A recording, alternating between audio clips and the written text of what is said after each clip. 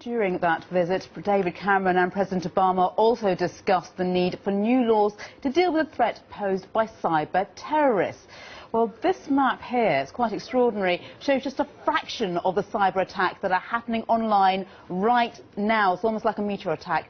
It's really quite dramatic indeed. Well, a little bit earlier, the senior vice president of Norse, that's the company that created this map, explained the scale of the issue.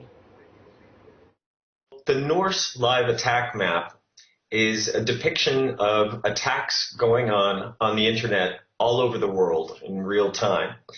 It utilizes data collected from a network of more than 8 million sensors that we've deployed in 50 countries around the world. And what you're seeing actually is just a tiny fraction of the attacks happening in any given second. We sample actually in our data stream. Well, with me is Mischa Dohler, Professor of Wireless Communications at King's College in London. It's great to have you here. Now, this is quite an extraordinary resource in many ways, because it tells us quite a lot, doesn't it, about, well, the amount of attacks that are happening and also where they're coming from, where they're going to. What are we looking at here? Yes, so you see a pretty amazing map here which shows us cyber attacks happening on this planet in real time. And what we see as an example here, some attack happening originating in China and targeting a computer in the United States. It's interesting, isn't it, how we see clusters in various countries as well, and the direction of travel as well of these attacks. Absolutely. So you see in this particular embodiment here a lot of attacks originating in China and going into the United States.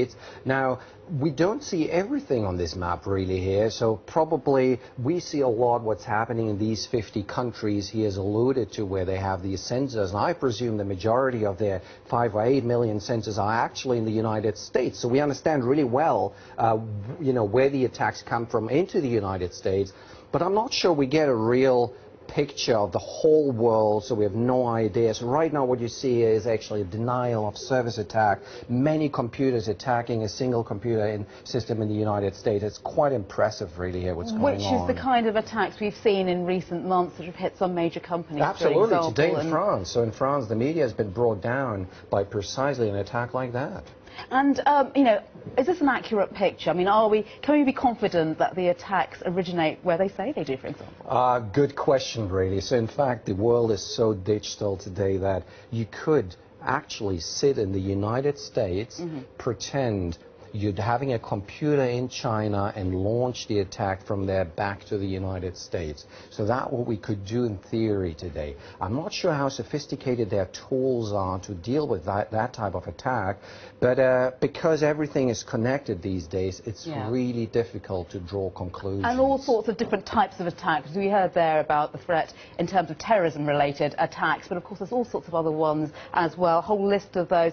What are the kind of things we're looking at here? So this map here shows you beautifully essentially statistics on the attack of origin, attack targets, and down here on the bottom right corner you got actually the type of attacks happening, and what you can see there is essentially a computer system trying to talk to a computer system. That is the majority of type of attacks, but there's another, the ISA KMP attack here, which is actually an attack on the key exchange protocol. So that's going to the very root of the internet. Just briefly, if you will, we heard from President Obama and David Cameron today, but what can be done realistically? Oh, it's really difficult essentially, because the whole planet is literally interconnected, and we need to find a really thin line between protection and essentially our rights of not being essentially monitored by governments. And so maybe we need to do something like we do with the airline industry. We are okay to be monitored, our stuff to be open when we go in an airplane, but clear in the street we wouldn't agree to that.